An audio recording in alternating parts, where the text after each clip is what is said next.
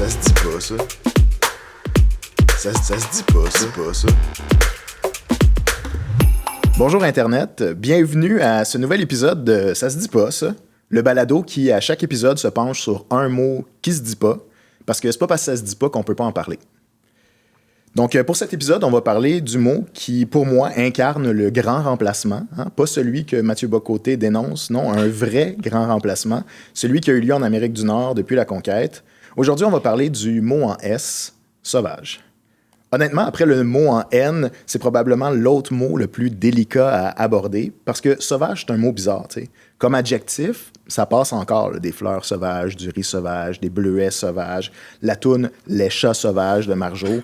À ma connaissance, il n'y a pas beaucoup d'activistes autochtones qui veulent canceller Marjo, là, tu sais. Mais quand sauvage devient un nom, là, ça se complique un petit peu. Là, là, on change de siècle. On n'est plus dans une épicerie bio ou HMV. On retombe dans la perspective eurocentriste des Premières Nations, dans la colonisation et tous ses produits dérivés. Fait que dans mon quotidien, en 2026, j'entends rarement le mot « sauvage » pour parler des Autochtones. Heureusement, on a évolué. Maintenant, les gens disent les membres des Premières Nations avant de poursuivre avec un commentaire raciste. Bref, les gens utilisent plus ce mot-là, mais il existe encore des expressions qui perdurent comme partir en sauvage ou on n'est pas des sauvages. Puis c'est justement une discussion autour de cette expression-là qui m'a inspiré de faire ce projet de balado. J'étais avec une de mes amies qui est woke, qui est inclusive, qui est antiraciste, tout le kit. Puis dans la conversation, à un moment donné, elle dit on va pas partir en sauvage. Puis j'étais comme, je pense que c'est raciste. Puis elle était comme, je pense pas. Puis les deux n'étaient pas sûrs de notre shot. Fait que j'étais allé faire ce que n'importe quel adulte raisonnable ferait, c'est-à-dire passer 4 heures à faire de la recherche sur Internet. Et j'ai trouvé des vieux textes de 1700 qui disaient, qu'est-ce que ça disait exactement? Là? Ça disait partir comme des sauvages. Puis j'ai trouvé des textes de missionnaires où les Autochtones sont décrits comme des gens qui entrent sans saluer, qui ne respectent pas les codes européens.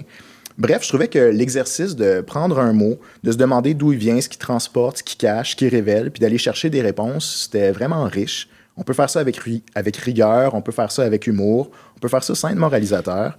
Et on peut aussi découvrir que parfois, le mot qu'on pensait essentiellement mort est encore vivant.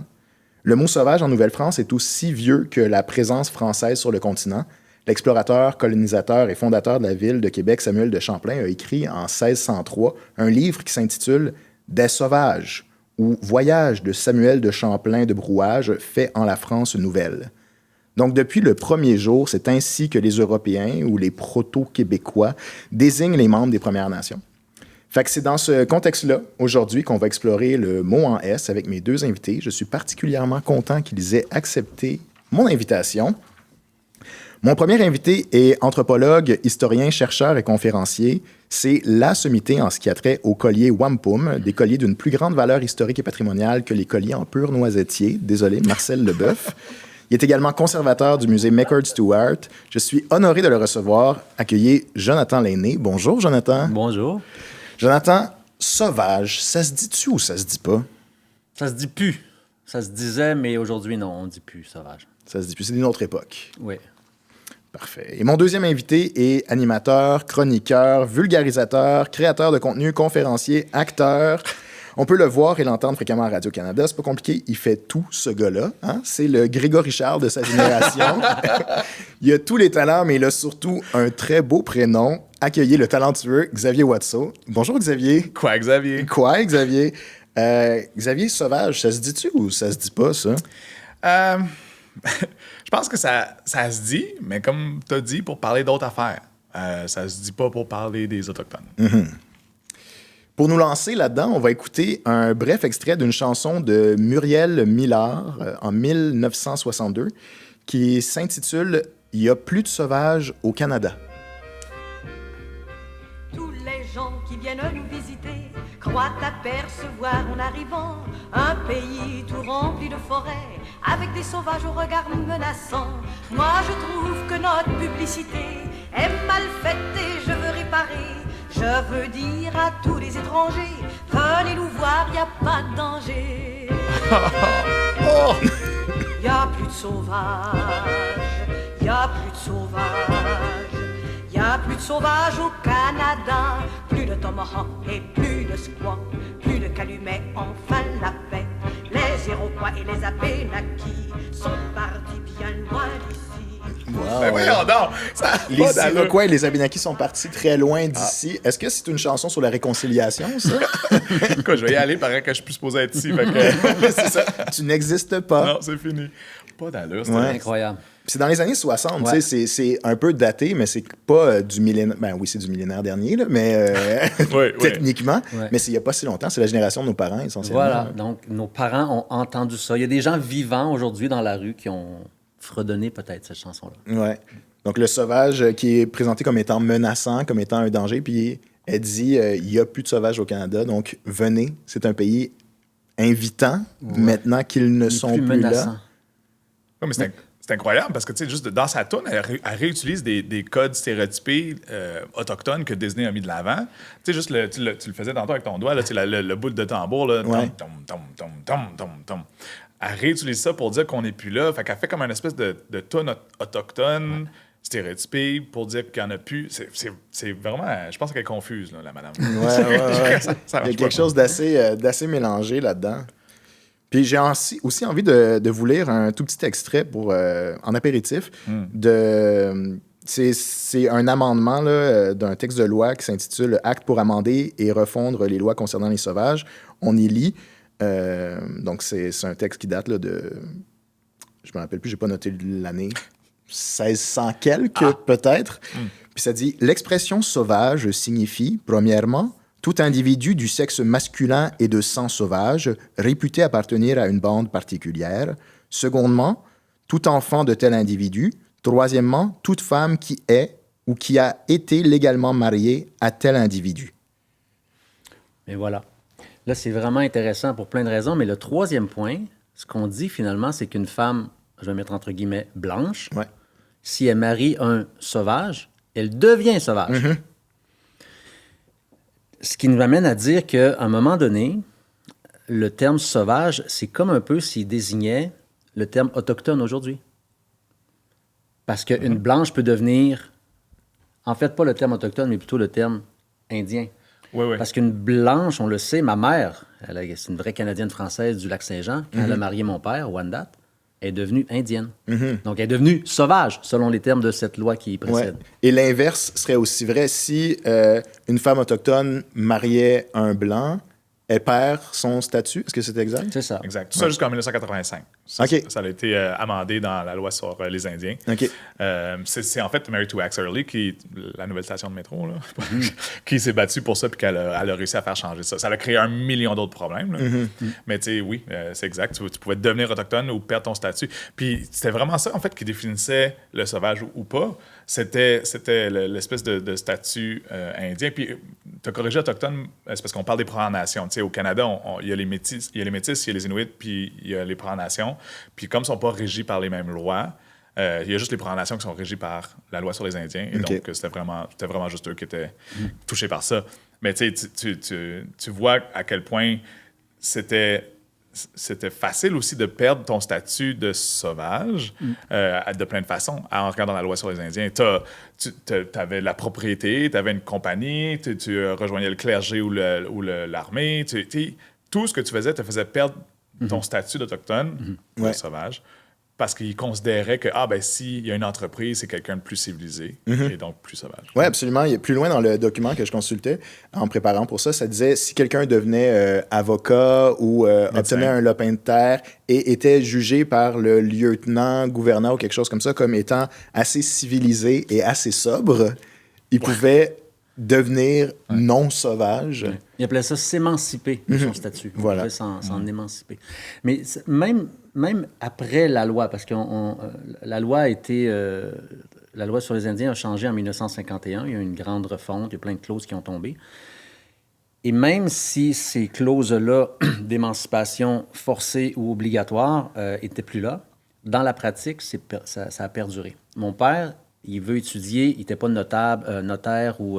Avocat. Il était peut-être notable. Il est encore vivant, mais ce que je veux dire, c'est qu'il n'était pas notaire ni avocat ou médecin, mais il voulait étudier en agronomie, donc à l'Université Laval. Donc, on est dans les années 60.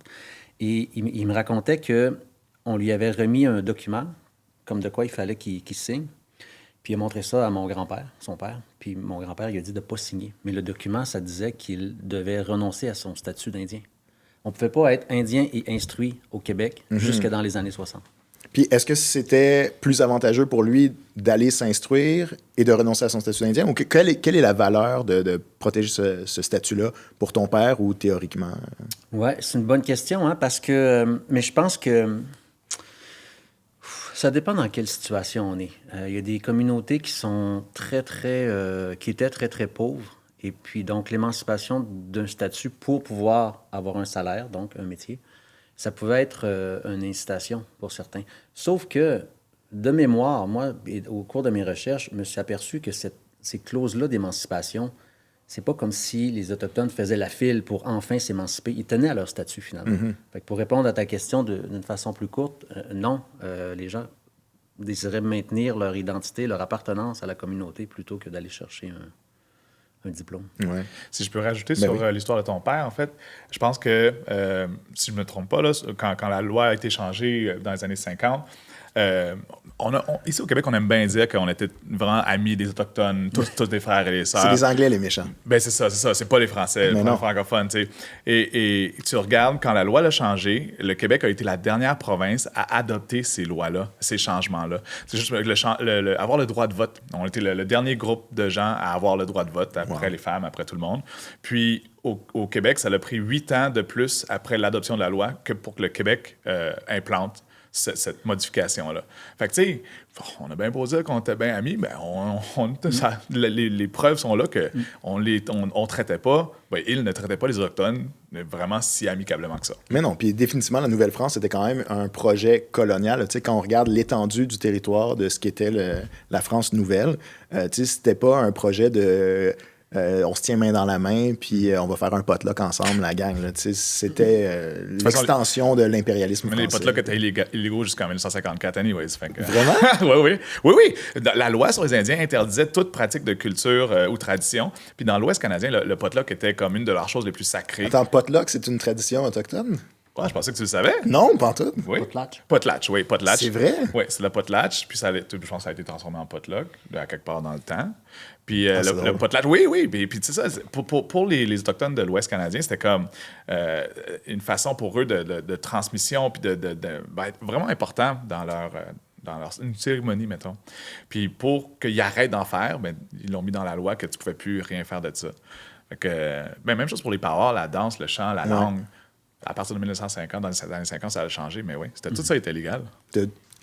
Éteindre la culture indienne dans l'indien, entre guillemets, c'est ça. La quote de Johnny McDonald, c'était de tuer l'Indien dans le cœur de l'enfant. Ouais. Ça, c'est ce qu'il disait à voix haute, mais c'est sûr que derrière les portes closes, c'était juste de tuer l'Indien. Ouais, c'était un peu ça le projet génocidaire, là, à mon sens. C'est pour ça que j'ai un chandail Wanted for Genocide de Johnny McDonald. On le salue. Oui. Jonathan, non.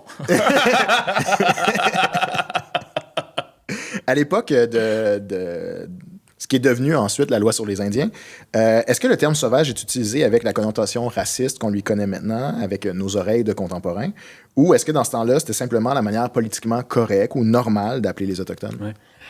Mais c'est ça, c'est une bonne question parce que je pense que c'est là que tout se joue finalement. C'est parce que il y a des termes comme ça qui vont, à travers le temps, être, comment je dirais, augmentés d'une connotation ou qui vont se transformer à travers le temps.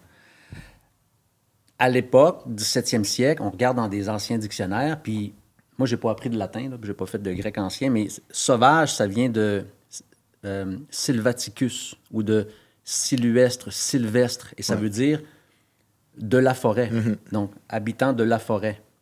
Mais c'était bien le cas.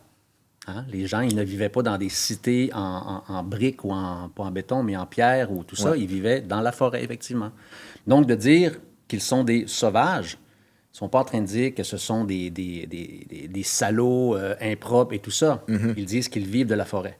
Ceci étant dit, oui, il y a une connotation péjorative dans le sens que les Français et les Anglais, les Européens, on va dire en général, se sentent supérieurs, effectivement. Donc, quand ils disent sauvages, ils ne sont pas en train de les élever, ils sont en train de les regarder de haut. C'est ça, nous sommes civilisés, nous vivons dans la civilisation, puis vous êtes les humains des bois, un peu. C'est ça. Voilà. Donc, oui, il y a cette connotation-là, latente, mais dans le terme lui-même, il n'y a pas la connotation péjorative. Qu'on connaît dans Qu'on connaît les aujourd'hui. siècles suivants. Ouais, Ouais. c'est ça. Puis au niveau de la loi, au niveau de l'État canadien, est-ce que j'ai pas envie de dire le sauvage à chaque fois dont on mentionne ça, fait qu'on dirait comme la personne autochtone, est-ce qu'elle est reconnue comme ayant des droits égaux à une personne allochtone? À quel moment, ça? Ben, au moment de la loi sur les Indiens, ou l'acte des sauvages. Ben non, là, on est en 1800. La première loi, vraiment, 76, c'est je pense. 76, l'acte des sauvages. Mais ça, c'est une refonte des lois d'avant, donc 1869, on va dire, mais peu importe, deuxième partie du 19e siècle. Mais non, la loi sur les sauvages, l'acte des sauvages, la loi sur les Indiens, c'est pour pas seulement encadrer, mais en fait, oui, encadrer tous les aspects. Et quand on dit tous les aspects, c'est du berceau au tombeau, là. C'est tout. Et donc, le membership, la gouvernance, la propriété foncière, les activités économiques, tout est géré. Et même l'identité, hein, la transmission du statut. Et ça, c'est dans le but, effectivement, de le faire disparaître, ce groupe distinct, de le faire disparaître sur le long terme. Donc, c'est pour ça que la transmission du statut, par exemple, c'est un exemple, limite le nombre de membres. Les populations ne vont pas grandissantes. Et il y a certaines populations, même aujourd'hui, là, même aujourd'hui, tu regardes certains graphiques, projections dans le temps, puis si la tendance se maintient, Ouais. dans quelques décennies, le groupe distinct n'existe plus en termes de reconnaissance légale par la loi sur les Indiens. Donc, c'est le projet, depuis le début, assimiler ou faire disparaître. Ouais, la destruction démographique. Ouais. Est-ce Et que culturelle. Est-ce que c'est ça le racisme systémique, au final? Mais ça y contribue. Oui, absolument. Oh, ouais, entre autres, là. Il y en a beaucoup d'autres ailleurs. Là. Ouais. Puis on en est témoin, on le vit.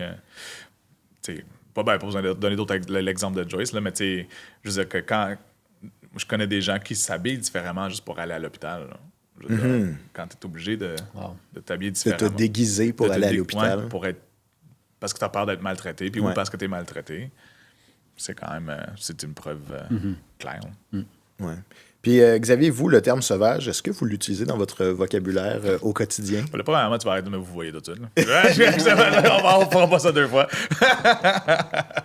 Est-ce que j'utilise le terme sauvage? Non, ben pas tout. Je pense que le pire, c'est que, tu sais, comme quand tu m'as approché pour ça, j'étais comme, y a-tu encore des gens qui insultent les Autochtones en disant sauvage? Non, dans ma tête à moi, puis là encore, c'est juste du vécu, là, fait que je sais pas si c'est at large, mais le mot sauvage n'est plus utilisé comme une insulte, c'est vraiment un vieux terme qu'on utilisait comme pour insulter les années 90, années 80. Je pense qu'aujourd'hui, de par ma vision de la chose, c'est pour insulter les Autochtones, ils vont utiliser le mot indien pas mal plus, parce qu'ils savent que c'est un mot qui nous dérange, qu'on n'aime pas ça. Ouais. Puis c'est toujours dans l'intonation de comment ils le disent, tu sais. Mais ça fait vraiment longtemps que j'ai pas entendu le mot « sauvage » pour décrire de façon péjorative un Autochtone. Ouais, c'est un peu d'une autre époque, là. Quand même. Puis, Jonathan, j'imagine qu'en citant des sources dans le travail historique ou de conservation, vous êtes amené à utiliser le mot. Est-ce qu'il y a un certain malaise à l'utiliser ou comment est-ce qu'on navigue la ligne entre le désir de rigueur historique, puis de bien citer les sources, puis celui d'avoir la sensibilité contemporaine pour les visiteurs du musée, par exemple? Ouais. Mais c'est une très bonne question parce qu'il faut toujours se poser la question. Quand on travaille dans un musée, il faut faire de la vulgarisation, le choix de mots est compté. On ne peut pas faire des pages de livres sur les murs, donc il y a un nombre de caractères très strict. Et donc, tout mot qu'on choisit doit être justifié. Et moi, je fais le choix, dans mon travail, de ne pas censurer les sources historiques que l'on cite. Il y a une charge sémantique dans les citations. Si on commence à mettre entre crochets, on biffe le mot sauvage et on met autochtone, on ne lit plus la citation. On vient de l'aseptiser pour, je sais pas, par crainte, peut-être, de froisser. Mais tu sais, moi, je dis souvent, puis c'est pas moi qui l'ai inventé, je l'ai entendu d'un autre historien Mohawk, Darren Bonaparte. Et lui, il le dit clairement, puis je trouve qu'il a raison. C'est l'histoire, là, c'est pas Walt Disney. L'histoire, c'est dur. Il y a des souffrances, il y a de la peine, il y a des meurtres, il y a du sang, il y a de la violence. Fait que si t'aimes pas ça, l'histoire, mais va-t'en dans un musée d'art. Ben, je Nous, tiens on à est dire, un- Walt Disney, c'est violent aussi. Rock, c'est Rookie. Là. Je sais pas si t'as déjà écouté ça, là, mais c'est déchirant comme film. J'avoue que Bambi 1, le chasseur assassine, Ouch! c'est grave. Moi, ma fille a pleuré pendant 45 minutes. Et moi, je pensais, j'ai juste mis la cassette. C'était des VHS là-dedans. Puis, anyway, donc, Ouais. on s'est Mais perdu. l'histoire, c'est violent. Voilà, faut s'y préparer. donc, oui, sauvage, moi, quand je cite ces sources-là, j'utilise le mot sauvage. Parce que c'est le mot qui est à utiliser. Par rigueur, de bien décrire le ça. Puis de. Tu sais, je trouve que c'est un peu la même chose si on parle de la traite négrière, puis qu'on serait comme, ah, mais on veut pas dire ça. Si on disait, ah, la traite des Africains, c'est comme, mais c'est important de préserver cette charge-là par devoir de mémoire, devoir de rendre hommage à ce dont on parle, puis à la souffrance ou tu sais, le périple de ces gens à travers les âges. Là.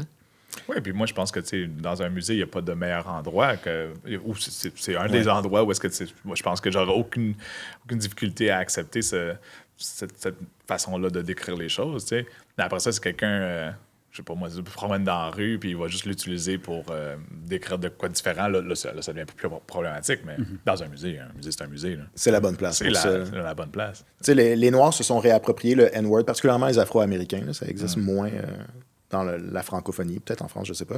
Mais est-ce qu'il y a eu quelque chose comme ça? Est-ce qu'il y a des rappeurs autochtones ou est-ce qu'il y a des intellectuels autochtones qui se sont réappropriés le mot en S? Ben, c'est... Vas-y. Ouais, ben, je pense que c'est le mot en I qu'on se réapproprie, nous autres. C'est vraiment indien. Je veux dire, en jokant, on va se dire comme hey, salut l'Indien, c'est quoi, c'est Indian time. Tu sais, mon cousin, j'ai une grosse face d'Indien. Entre nous autres, on se taquine aussi énormément. Tu sais, puis on sait tous qu'on n'est pas des Indiens. Là. On vient pas de l'Inde pantoute. Non, vous n'êtes pas des Indiens, vous êtes des Amérindiens. Ah oui, c'est Right. ça. Ah oui, le préfixe a tout changé. On a réglé le problème. Mais tu sais, c'est exactement ça. Il n'y a pas de...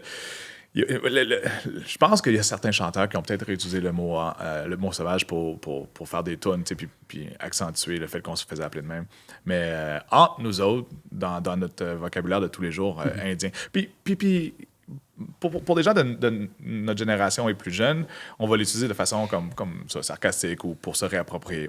Par contre, ma grand-mère, elle l'utilise parce que c'est comme ça qu'elle se nomme. Tu sais, je veux dire, l'autre fois, j'ai jasé encore 92 ans, toutes ses dents. Ben, ça, je sais pas, mais en tout cas. mais tu sais, elle me dit, ah ouais, ben moi, quand je parlais indien, là, quand j'étais plus jeune, j'étais comme, tu parles Abenaki, une des langues autochtones? Ben non, mais elle utilise indien parce que c'est comme ça, qu'elle se voit, qu'elle est. Puis il y a aucune... pour elle, c'est pas problématique de dire ce mot-là, ce qui est fou. Oui. Tu parlais, est-ce qu'on se réapproprie le mot sauvage? Je voudrais donner mais peut-être trois, tiens, par rapport à Indian. Des fois, j'entends des gens, quand ils se présentent, ils vont nommer, on va appeler ça leur nom traditionnel, mais ils disent « my Indian name Ouais. ». Ils disent « mon nom indien », plutôt que dire mon nom clanique ou traditionnel, Indian name. Fait que tu vois, des fois, dans le langage courant, on utilise encore Indian. Mais par rapport au mot sauvage, moi, je me souviens, c'était peut-être en 2004-2005, j'étais dans une conférence et la dame, elle venait de Wendake et ce qu'elle voulait dire, c'est que sa grand-mère était vraiment indienne, vraiment autochtone. Et la dame, elle a dit, c'était une vraie sauvagesse. La dame, elle a dit ça, elle a parlé de sa grand-mère. Pas pour l'insulter. Oui. Mais au contraire, pour l'honorer, pour dire elle était vraiment autochtone. Elle incarnait l'esprit traditionnel. C'est ça, tu sais. Donc, elle a utilisé le mot sauvagesse. Bon, j'ai rien dit, mais je m'en souviens, ça fait 20 ans, tu sais. Donc, parfois, les gens, ça dépend qu'est-ce qu'on veut dire. Ouais. Ça dépend à qui on s'adresse et comment on le dit. Tu sais, ma mère, c'était une vraie sauvagesse. C'est pas la même chose que ma mère, c'était une CRISSE sauvagesse. Oui. Hein, c'est pas la même chose. Ouais. L'autre chose, on parlait d'intellectuels qui auraient pu reprendre le mot sauvage. Il y a Guy Sioui-Durand. Lui, c'est un sociologue, critique d'art. Il est dans le domaine de l'art autochtone. Et lui, il parle beaucoup d'ensauvagement. Donc, de rendre l'art sauvage again. De retourner dans l'esprit. Et là, qu'est-ce qu'il entend par? Là, il faudrait lui demander. Mais c'est probablement quelque chose qui est plus libre, exempt dogmes, exempts d'influence, donc plus créatif. Mais peut-être qu'il pourrait juste dire décoloniser. Oui. Tu sais, dans le sens où je pense C'est vrai. que c'est ça qu'il veut dire, un peu. Ouais. Tu sais, comme C'est vrai. d'enlever les codes, d'enlever les.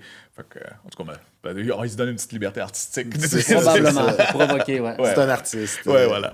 Fait que disons, vous autres, si vous allez cet été dans un barbecue, dans une cour, est-ce que c'est une épluchette de maïs, une épluchette de blé d'Inde, ou est-ce que votre voisin d'en haut, c'est un rastaman, fait que c'est une épluchette de banane? C'est laquelle? Ah, c'est bon, c'est bon. Ouais, je te laisse. Non, c'est blé d'Inde. Ben oui, c'est Mais blé non, d'Inde. le Moi aussi, langage c'est blé courant, d'Inde. là, à un moment OK. donné. Ah ouais, moi aussi, c'est blé d'Inde. Fait que ça n'a pas cette charge-là. Vous n'êtes pas anti-blé d'Inde, cochon d'Inde. Non. Non, ben, tu sais, j'utilise maïs des fois, mais on a grandi avec le mot blé d'Inde. Tu sais, je veux dire, c'est pour. En tout cas. C'est cette même perspective européenne, tu sais, de regard sur la nouvelle chose qu'on nomme avec où on pense être. Ouais. Après ça, si le blé d'Inde il était très espérable de même, peut-être, là, tu sais, je pense que c'est pas pareil. Là. C'est la même chose pour le dindon. Ça, je trouve ça fou. Tu sais, si on regarde cet animal-là qui est partout dans le monde, il y a des noms différemment de d'autres pays, de où est-ce qu'on le retrouve. Tu sais. Le turkey, il vient pas de Turquie. Ouais. La dinde, il vient pas de l'Inde. Puis j'ai checké un moment donné, puis c'était plein d'autres. Il l'appelait de différentes places tout le temps. Fait que c'est juste de comme, qui c'est qui est arrivé, qui a vu l'affaire, qui l'a nommé d'un truc d'où est-ce qu'il pensait y être. C'est comme un peu le pâté chinois. Tu sais. Ouais, Blé c'est ça. d'Inde, pâté chinois. Ça, c'est que c'est pas un pâté, c'est pas chinois. C'est juste.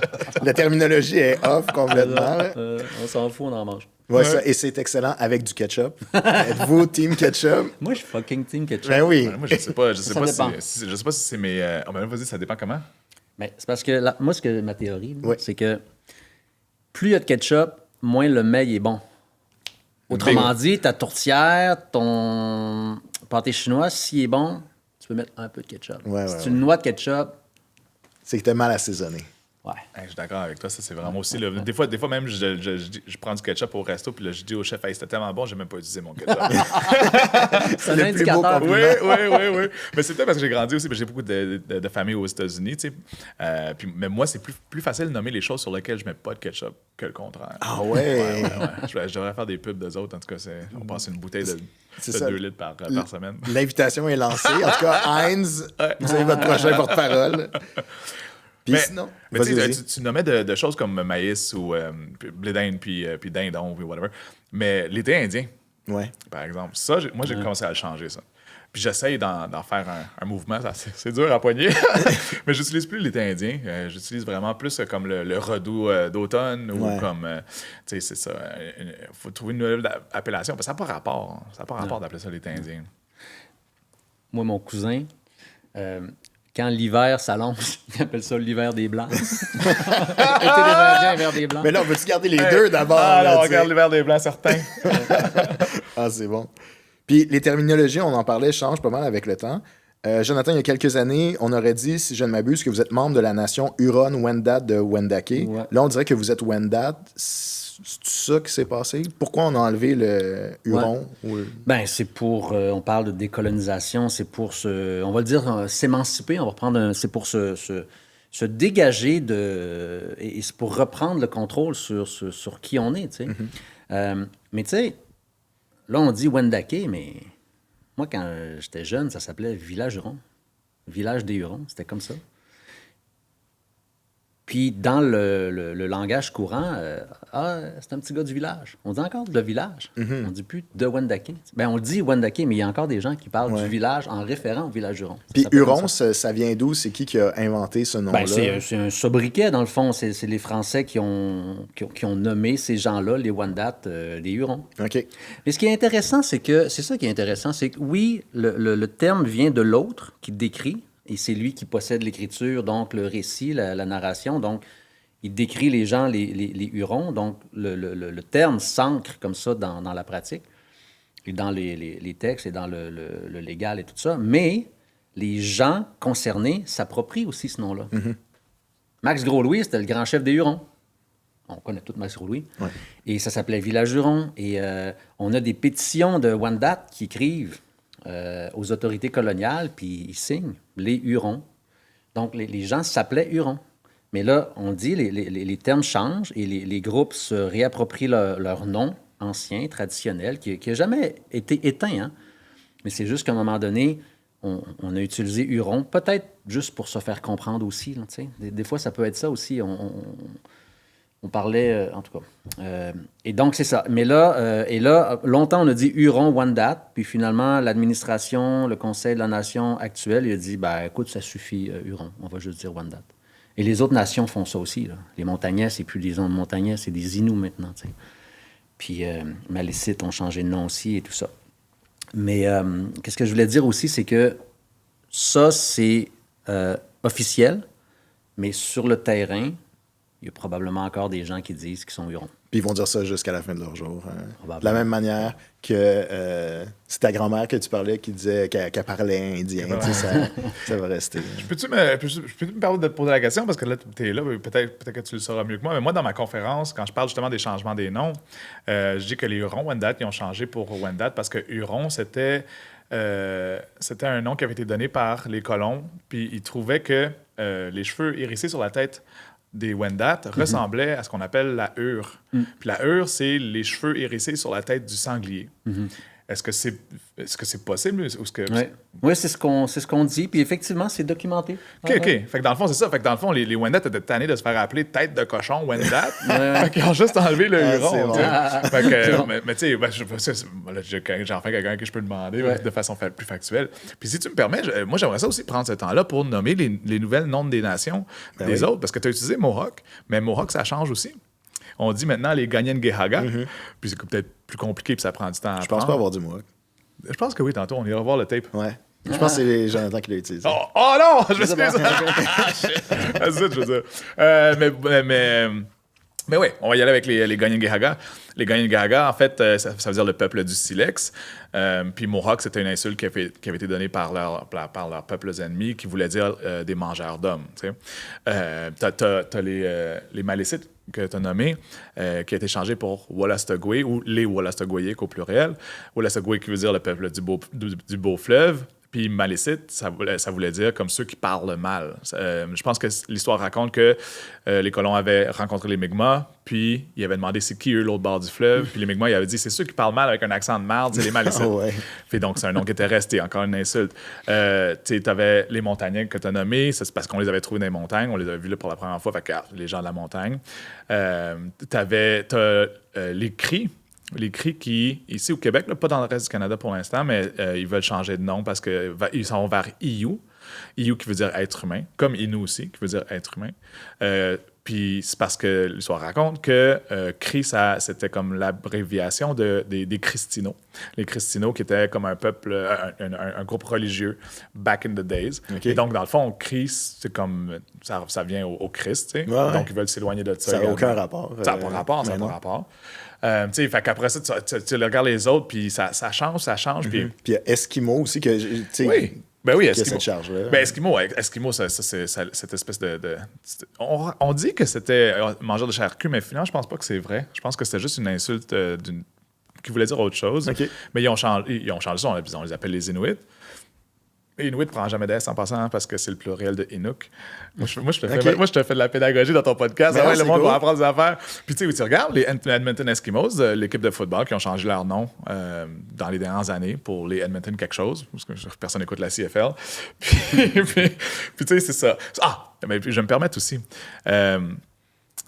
Eskimo, à un moment donné dans ma conférence, je parlais de ça, on dit Inuit, etc. Mais là, quelqu'un a levé la main puis on dit, oui, mais moi, je viens de l'Alaska. Puis en Alaska, les peuples autochtones là-bas se nomment eux-mêmes Esquimaux. Fait que là, qu'est-ce qu'on fait dans ce temps-là? Ben, tu les appelles Esquimaux, parce que c'est comme ça qu'eux autres veulent se faire appeler. Je veux dire, c'est la même chose pour le mot, mettons, aborigène ou indigène, qui a comme une espèce de connotation péjorative. Ouais. On ne l'utilise pas ici, ni en français. Mais même si en anglais, on utilise indigenous, donc déjà, c'est un peu weird, mais c'est comme ça que ça marche. Mais qui veut dire autochtone. Exact. Mais on n'utilise pas indigène parce que ça fait plus référence, mettons, à des plantes. Puis le mot aborigène, ben, c'est comme ça que se nomment les autochtones de l'Australie. Et donc, on va leur laisser jusqu'à ce qu'eux autres décident de le changer. Mais comme en français, quand tu penses à indigène, aborigène, tribu, au lieu de nation, ben, tu penses à quelqu'un plutôt sans pagne ou avec comme des flèches sur une île. Ouais. Puis ce regard colonial sur l'autre. Là, exact. Fait qu'on change ces termes-là. On n'utilise plus réserve, on utilise communauté, on n'utilise plus tribu, on utilise nation. Puis toi, est-ce que tu es toujours un Abénaki d'Odanak ou ça, est-ce que ça a changé? C'est tout en train de changer. C'est vrai? Ben oui. Je vais le dire, mais je ne suis pas un super grand fan de ce changement-là parce que c'est compliqué. Abénaki, c'est pas un mauvais terme, mais souvent, on va commencer à utiliser Wabanaki, donc W8 B-A-N-A-K-I, Wabanaki, la nation Wabanaki. Puis pourquoi je trouve ça compliqué? C'est parce qu'il y a aussi une confédération qui se nomme la Confédération Wabanaki. Puis dans cette confédération-là, il y a 5 nations, dont les Abénakis. Fait que là, ça devient comme vraiment confus. Moi, je considère que comme Abénaki, c'est chill, appelez-nous de même. Ouais. Mais on a commencé aussi il y a un peu de traction à Odanak, puis je trouve ça le fun. Parce qu'Odanak, ça veut juste dire au village. Puis tu sais, c'est pas un nom de village. C'est juste comme c'est au village. Tu sais, c'est notre nom de village, il n'y a pas de nom vraiment. Ouais. Fait qu'on est en train de changer, de vouloir changer ça pour y aller avec le nom du fleuve Saint-François, qui la rivière Saint-François, en fait, qui anciennement, on l'appelait Alségantégouk. Et donc, ça serait les Abénakis Alségantégouk ou Alségantégokiak, si on y va au pluriel. Fait que dans le fond, on veut peut-être changer ça, mais là, le monde va être mélangé. Mais c'est correct. C'est correct. Puis, tu sais, je veux dire, on est capable de nommer les 11 provinces du Canada, on est capable de nommer les 11 nations au Québec. Tu sais, je veux dire... moi, je suis pas capable. Tu sais, j'ai tellement peu de connaissances. Puis c'est un truc que je déplore, le fait qu'il y ait peu de dialogue autochtone et allochtone, autochtone et non autochtone. Tu sais, autochtone et blanc. Puis je m'inclus dans blanc dans cette affaire-là en ce moment. Tu sais. C'est vraiment un truc que je déplore. Puis il y a une partie de la responsabilité qui est mienne parce que je suis un adulte puis j'ai tous les outils pour m'éduquer puis me former puis tout ça. Puis une autre partie qui est structurelle, tu sais, qui est à travers le parcours scolaire, tu sais. Puis, moi, ce que j'avais appris au secondaire, tu sais, parce que, en fait, la première fois que j'étais en contact avec une personne autochtone, c'est au secondaire, il y avait un Ninou qui s'appelle Gilles, on le salue. On est encore amis Facebook, fait que peut-être qu'il va voir ça. Mais sinon, c'était très folklorique, mon rapport à l'existence, à l'histoire, au passé, au présent et au futur autochtone. C'était très... c'était de l'ordre de la littérature. Fait que vous, comment vous avez trouvé le parcours scolaire? Est-ce que vous trouvez que les Autochtones étaient bien représentés? Est-ce qu'ils étaient bien représentés, très bien représentés ou extrêmement bien représentés? C'est une question que le ministère de l'Éducation m'a envoyée pour vous demander. Aucune de ces réponses. En fait, j'ai envie de dire qu'ils étaient quasiment pas représentés. Moi, je me souviens, entre autres, dans mon cours d'histoire au secondaire... je pense qu'on en a parlé un cours, puis c'était sur la traite des fourrures. Puis c'est tout. Iroquois algonquin. Ouais. Maison longue. Ouais. Donc, non, vraiment, vraiment très peu. Très peu. Moi, de mémoire, en tout cas. Fait que, ouais. Mais ça change, heureusement. J'ai vu les manuels scolaires de mes enfants, puis déjà, ça change. Il y a du meilleur contenu. Mais ça va prendre du temps. On est 200 ans à reprendre, là. Tu sais, je veux dire, ça va prendre une couple de générations. Il faut être patient, mais on travaille quotidiennement à cela et les choses sont en train de se faire. Mais, ouais, on a un gros retour de balancier là, à enclencher, là. Mais, au moins, on est dans l'action, là, mais ouais. Pour une nation avec la devise « Je me souviens », c'est un peu ironique que notre devoir de mémoire soit si mal fait par rapport à... les premières milliers de pages de l'histoire du territoire. Et c'est dommage que les Autochtones soient absents du grand récit historique national, on va dire. Moi, je dis souvent colonial, parce que quand tu dis national au Québec, tu es nécessairement colonial. Mais c'est dommage parce que les gens, aujourd'hui, le citoyenne normal qu'on croise dans la rue, n'est pas outillé pour comprendre les réalités autochtones aujourd'hui. Donc là, une communauté ou une nation va revendiquer un territoire. Hein, comment ça? Ouais. C'était pas réglé, ça, hein? Muriel Millard nous a dit que c'était réglé. Il y en a plus! Il y en a plus! Mais là, tout à coup, il y en a. Hein, ils sont là. Hein, ils empêchent un développement. Ce qu'on a appelé la crise d'Oka. Ouais. Quoi? Des Indiens? En plus, ils parlent anglais, hein, parce que... Puis là, ils empêchent, là, tu sais. Fait que ça choque. Les revendications autochtones aujourd'hui et avant nous choquent parce que le citoyen n'est pas éduqué sur les réalités autochtones présentes, mais aussi historiques. Oui, que c'est encore litigieux, en fait, qu'il y a plein de trucs qui sont pas réglés, puis qui sont... Et la connaissance qu'ils vont en avoir, on tombe immédiatement dans le stéréotype.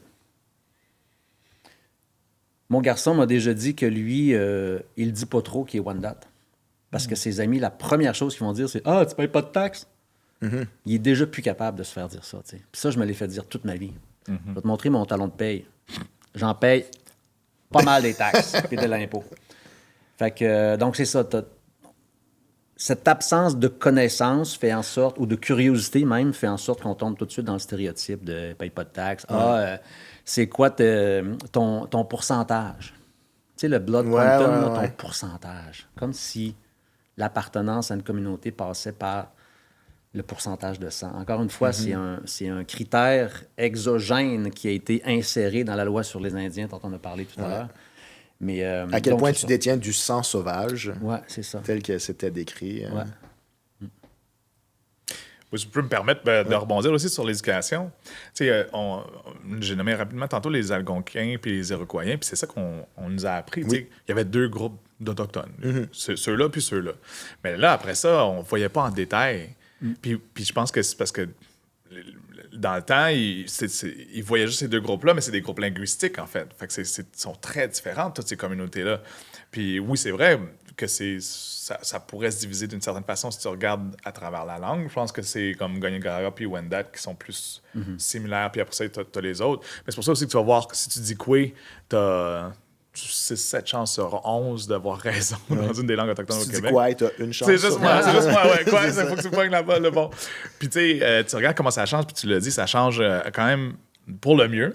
Moi, je connais beaucoup d'Autochtones aussi qui travaillent avec le gouvernement pour faire des nouveaux manuels. Moi, je sais que je suis approché pour être dans beaucoup de manuels. Il y a beaucoup d'élèves au secondaire qui m'approchent. Hey, je t'ai vu dans mon manuel, ils ont montré une vidéo gouvernementale de toi, tu sais. Mais aussi, grâce aux médias sociaux, c'est une nouvelle façon d'éduquer les gens qui passe au-dessus de la contrainte d'apprendre ça à l'école.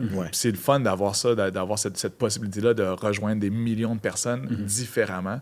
Puis c'est pas juste, tu sais, comme oui, si c'était moi qui faisais ça sur les médias sociaux, des années 90, ça n'aurait pas nécessairement fonctionné parce qu'il n'y avait pas l'intérêt qu'on a aujourd'hui. J'ai vu, moi, la transformation de l'intérêt des Allochtones envers les Autochtones dans les 15 dernières années. Ça l'a vraiment changé.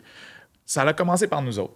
Moi, je mets tout sur Idle No More. Là, pour vrai, là, ça nous a donné une espèce de coup dans le derrière. Idle No More, on ne sera plus jamais passif, mettons.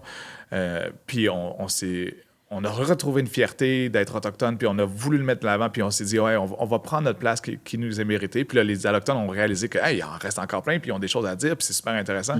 Puis leur intérêt s'est renouvelé. Puis dans les années qui ont suivi, il y a cette montée-là de l'intérêt de leur part que j'ai remarqué, puis que je trouve ça le fun, tu sais, où est-ce qu'on en est rendu aujourd'hui. Mais comme tu as dit, énormément de travail à faire, puis des centaines d'années de travail à rattraper. Puis on va pas réussir non plus à déprogrammer ce que ma génération, puis les générations plus vieilles que moi, ce qu'on nous a nourri là, de propagande, parce que je pense qu'il y a quelque chose de cet ordre-là aussi. Là, quand le ministère de l'Éducation choisissait de dire et de ne pas dire des choses, il y a une intention éditoriale là-dedans, une espèce d'effacement identitaire. Mais ça dépend. Tu dis qu'on ne sera pas capable de déprogrammer. Je pense que c'est possible. Je pense pas que c'est... Puis après ça, il faut en prendre puis en laisser. Je veux dire, encore une fois, j'utilisais ma grand-mère comme exemple qui disait indien, mais il y a plein d'autres choses aussi qu'elle a appris puis qu'elle a changé dans sa façon. Fait que, oui, c'est pas comme une finalité. C'est possible. Mais il faut l'espérer. On peut-tu clarifier ça? C'est quoi l'affaire des taxes? Là? Comme, qui paye des taxes? Comment ça se passe? Si les gens, c'est ça leur stéréotype, peut-être que ça vaut la peine de prendre une minute pour donner un portrait global. Comment ça marche, cette affaire-là? La loi dit un bien acheté sur une réserve est exempté de taxes. Voilà. C'est tout. C'est tout. Ou un emploi rémunéré sur réserve par un employeur autochtone à un individu autochtone va être exempté d'impôts. Mais soyons honnêtes, là, sur une réserve, l'activité économique est limitée. Ouais. T'sais. Fait que c'est Faut ça. pas se dire, il n'y a pas de job. Ouais. Tu sais, il y a un dépanneur, il y a, C'est ça. il y a une station-service, c'est pas gratuit, c'est Ben, il y a dur. les trucs touristiques. De plus Mais en je veux plus. dire, ben, moi, j'y vais de temps en temps à Wendake me chercher des trucs, mais ça va, là, mes mocassins, je les ai, là, je n'achète pas à chaque mois, là, tu comprends ça? Ouais, Là? ouais, c'est ça. Mais tu sais, c'est un mélange de choses, parce que les communautés, justement, le terrain est tellement petit que tu n'as pas de place pour bâtir des immenses industries. Puis tu sais, je fais des jokes en disant que je suis un dépanneur. Il y a plein d'affaires vraiment hot dans les communautés. Là, je ne vais pas me chicaner après la sortie du podcast. Tu sais, puis il y a plein de petites entreprises qui se développent de plus en plus tu sais, sur les communautés. Fait qu'il y a de plus en plus de choses. Mais avant, c'était vraiment dur. Il fallait que tu sortes. Puis c'était by design. Le but, c'était qu'on sorte des réserves puis qu'on devienne... Blanc. Ouais, blanc. Fait que c'était vraiment fait par exprès, tout ça. Là. Mais là ça commence à changer. Mais je veux juste rassurer les gens qui nous écoutent, là. Si la province et le Canada est surendetté, c'est pas à cause des réserves indiennes. C'est à cause des immigrants. Oh my God! C'est épouvantable. En tout cas. Non, mais je dis ça parce que le Québécois moyen qui est surtaxé, je pense qu'il capote de savoir que potentiellement quelqu'un ne paye pas de taxes. Ouais. Je pense que c'est son fantasme. Et d'ailleurs, non, mais il faut le dire, il y a des gens qui veulent être autochtones maintenant. Oh boy, oui. Ils veulent être autochtones parce que, oh wow, université payée, oh wow, pas de taxes sur ma grosse télé que j'ai achetée chez Costco. Non, mais je le dis, mais ça nous fait rire, mais en même temps, ça nous choque parce que parce que c'est pas ça l'appartenance à une nation puis à une communauté. C'est pas payer de taxes. Ouais, puis il y en a que c'est aussi une espèce de tourisme culturel, une espèce d'appropriation culturelle, vouloir de porter le costume, devenir exceptionnel, devenir différent. Tu sais, je pense qu'il y a un peu de ça, se rendre intéressant. Tu sais, autant dans des milieux, mettons, publics, dans des milieux académiques, que dans des milieux politiques aux États-Unis. On a vu ça de se déguiser. Oui. Ah, mais c'est fou, je viens toujours de cliquer. Tu sais, moi, souvent, des fois, je dénonce des faux autochtones, qu'on les appelle, des pretendians, des gens qui font semblant d'être autochtones. Les gens qui font semblant d'être Abenaki, on les appelle des Wanabenaki. Puis, C'est bon, ça. je la dois à mon cousin, je leur donne la Je les joke. connaissais pas. Ouais, puis souvent, souvent avant de les call-out sur les médias sociaux, je leur parle, tu sais, pour voir d'où tu viens, c'est quoi ta nation. Puis ça, c'est pas des questions qu'il faut avoir peur de se poser, là. Entre Autochtones, on se pose cette question-là, tu sais, c'est qui ta mère, même, c'est quoi ta communauté, etc., c'est quoi ta nation. Mais les autres, ils sont plus réticents parce qu'ils n'ont pas de réponse. Ben oui. Puis une réponse qui revient souvent, là, c'est qu'ils se sentent bien dans le bois. Puis ça nous ramène au mot sauvage. Ouais, à Sylvestre. Fait que dans le fond, je vais y écrire « Hey, c'est vrai, t'es une sauvage. » Hey, c'est bon! Toi, tu leur diras. Moi, je pense pas que j'écrirais ça au monde, mais... Écoute, d'un point de vue tu sais, latin, Ouais, c'est dans les faits. sémantiquement, c'est accurate. T'es peut-être pas autochtone, mais t'es sauvage.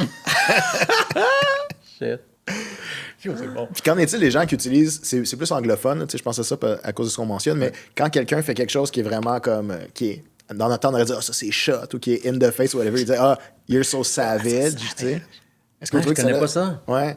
Toi, Xavier, Oui, j'ai qui entendu. est sur TikTok. Qui est sur TikTok. Ah, sur Savage. Je pense pas que je pense pas qu'il y a il y a un lien qui est fait avec les Autochtones quand ils l'utilisent de cette façon-là. Ah, c'est plus comme wild. Ouais. Ouais, genre, ouais. Sauvage, comme tu fais des affaires vraiment wild, ouais. Mais tu sais, en même temps, peut-être qu'il y en a qui font peut-être que si on retourne, c'était peut-être ça l'origine, source, la source. Mais tu sais, le mot savage, il se retrouve à plein d'endroits. Là, je t'en parlais tantôt avant, là, mais il se retrouve sur la Déclaration d'indépendance des États-Unis. Là. C'est quelque chose comme all these merciless savages. Tu sais, comme ça, c'est ancré dans les documents comme quoi c'est comme ça qu'ils nous définissent. Fait que. C'est comme un synonyme de barbare aussi. Là. Absolument. Il y a quelque chose de la voracité, de la violence, du danger. Puis, tu sais, je veux dire, c'est pas pour rien qu'on les appelle plus les Berbères. C'est maintenant des Amazighs. Parce que ça venait du mot barbare. Fait que c'est fou, ça aussi. C'est juste dépendamment du continent. Ils utilisaient un synonyme de mot pour nous décrire les Autochtones de là-bas. Tu sais, pour ceux qui ne savent pas, les Amazighs, c'est les Autochtones du nord de l'Afrique, Maroc, Algérie, etc. Donc, qui étaient appelés auparavant les Berbères, de barbares. Ouais, il y avait aussi des Autochtones dans les Caraïbes, d'où la famille du côté de mon père vient. Là. Il y avait les Taïnos, les Caraïbes aussi, T'es-tu autochtone? Je sais pas. Peut-être. Peut-être. Ben, en fait, je vous l'annonce, les gars, je suis autochtone, je suis dans votre gang Ça maintenant. se peut, Payes-tu des taxes? Avec le genre de revenus que je fais, pas tant que ça. En vrai. C'est pas le bon genre d'autochtone. Ouais. Mais tu sais, Ça pourrait. peut-être. Peut-être un peu, parce qu'il y a eu des mélanges, mais il y a surtout eu un carnage colossal. Fait que, je pense pas que j'aurais la légitimité de me revendiquer de quoi que ce soit. Dans le Québec d'autrefois, les histoires autochtones n'étaient pas écrites sur du papier, c'était préservé dans la tradition orale, puis aussi dans les colliers wampum. J'entends une partie de vos recherches porte sur des wampum comme support de mémoire. Pouvez-vous nous expliquer un peu c'est quoi un wampum? C'est-tu comme un Wikipédia en bijoux? C'est bon. Non. Non, parce que le wampum, c'est... d'abord, c'est pas nécessairement un vêtement. C'est-à-dire, en anglais, ils disent wampum belt. Des fois, on voit la traduction ceinture. Les Français, ils disaient des colliers. Mais ça se porte pas à la taille, puis c'est pas nécessairement pour être porté. Tu peux le mettre temporairement autour de ton cou, comme ça, ou en bandoulière, autour de ton col. Mais c'est pas fait pour être un ornement. Mais effectivement, c'est fait pour supporter, matérialiser un savoir oral. Donc, une entente entre deux groupes, ça peut être des principes au sein d'un groupe, ça peut être plein de choses, mais ce qui est important, c'est que la parole soit là. Un wampum, là, parce que ceux qui... On ne le voit pas présentement, mais imaginez des perles faites à partir des coquillages. Les perles sont soit violettes ou blanches. Donc, c'est des petites perles tubulaires. Donc, en alternant les motifs, c'est-à-dire les perles, on crée des motifs. N'importe quoi, des losanges, des zigzags, des personnages qui se tiennent la main, des cercles, des carrés, peu importe. C'est un code binaire, hein? Noir-blanc, fait qu'on crée des motifs. Et ça, on l'offre à notre interlocuteur avec une parole pour la matérialiser. Et toi, si tu es d'accord avec ce que je viens de te dire, tu vas le garder, le wampum. OK. Puis là, dans 5 ans, si je dis autre chose, tu vas sortir le wampum, tu vas dire « Hey, l'aîné, c'est parce que c'est ça que tu m'avais dit. » Mais donc, il faut la parole. Et la parole, elle pouvait être très longue. Le gardien des wampums, lui, il pouvait en parler pendant 5 heures d'affilée, là, parce que il commence là-bas, puis il se projette dans le futur, il raconte tout comme ça. Mais nous, aujourd'hui, avec les wampums qu'on a dans les musées, bien, on peut peut-être deviner, il y a 5 losanges, c'est probablement une alliance entre 5 nations, mais on n'a pas le discours, parce qu'il a été coupé, ça fait 150 ans que les wampums sont dans les musées. T'sais. Puis il n'y a plus les gens, il n'y a plus la tradition orale qui... Il y en a pour certains wampums, mais il y en a des wampums, on ne connaît même pas la provenance. Tu sais, fait que, à qui on parle pour aller chercher ce récit-là? Puis oui, la tradition orale était répétée périodiquement, là, à chaque année, 2-3 fois par année, peu importe à l'occasion. Mais si le wampum est détaché de du locuteur depuis 150 ans, nécessairement, il y a eu une coupure.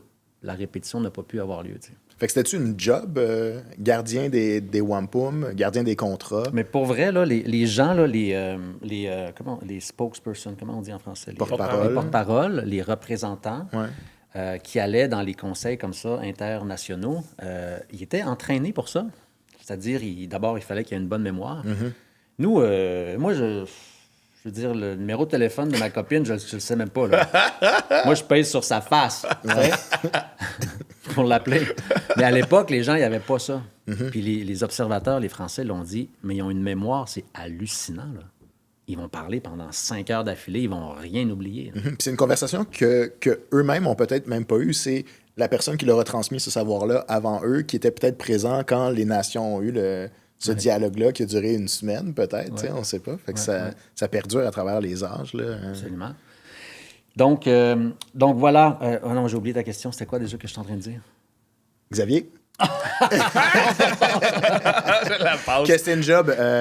Voilà, donc c'était des gens qui étaient entraînés, donc qui avaient une bonne mémoire, mais qui étaient aussi entraînés pour conserver ce mémoire-là. Parce que quand tu vas à la rencontre de l'autre groupe, tu es le représentant. Fait que tu portes les paroles de ta nation. Pas que tu te trompes rendu à 200 km plus loin. Là, Fait qu'il faut que tu aies tout mémorisé. Ouais. Fait que oui, c'était une job à temps plein. Je sais pas si c'était rémunéré, mais oui, c'était une job. C'est une job de diplomate, un peu, Absolument, au final. C'est extrêmement important. Puis en 2004, vous avez publié le livre La monnaie des sauvages, les colliers de wampum d'hier à aujourd'hui. C'est quoi ça, la monnaie des sauvages? Est-ce que vous le nommeriez encore comme ça en 2026? Non. C'est vrai, mais est-ce que c'était une citation d'un texte? Ben oui, voilà. Donc, OK. OK. Ça, je pense, écoute, ça fait 22 ans. Ouais. Je pense que c'est la première fois qu'on me pose la question. Il était temps que je m'explique. Non, mais j'explique. Il y a 2 raisons pourquoi j'ai appelé ça de même. Premièrement, et ça, je suis moins fier, c'est que moi, j'écris souvent des articles, puis des chapitres, puis des... mais je suis pas bon en titre. Je sais jamais quoi dire comme titre. Et ce titre-là, c'est mon co-directeur qui me l'a suggéré. J'ai dit, ah ben oui, on va appeler ça de même. Bon, ça, c'est la première raison qui est plate un peu. Mais l'autre raison, c'est que ces objets-là qu'on vient de décrire, qui sont des objets diplomatiques, ils ont été perçus par les collectionneurs du 19e siècle comme la monnaie des sauvages, Indian money, parce qu'ils ont pensé que c'était de la monnaie. Ils pensaient qu'ils collectionnaient de la monnaie. C'est vrai que les perles, dans les colonies hollandaises et britanniques, ont servi de monnaie. Mais entre les nations autochtones, il n'y avait pas de monnaie. On fait du troc, on échange des objets, mais il n'y a pas d'étalon monétaire avec une valeur fixe comme la monnaie. C'est pas de la monnaie.